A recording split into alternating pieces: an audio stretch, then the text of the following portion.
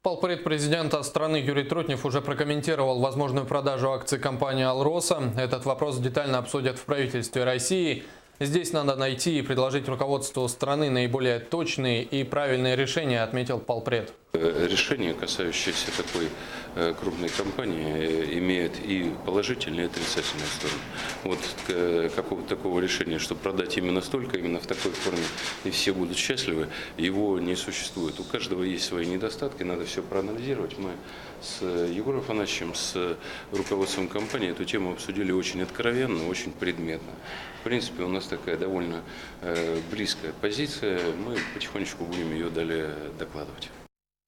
Отметим, что полпред Юрий Трутнев находится с двухдневным рабочим визитом в Якутске, и сегодня во второй половине дня он провел совещание по вопросу обеспечения социально-экономического развития Якутии. В ходе встречи стороны обсудили ряд вопросов, в частности, речь шла о приоритетных инвестиционных проектах республики.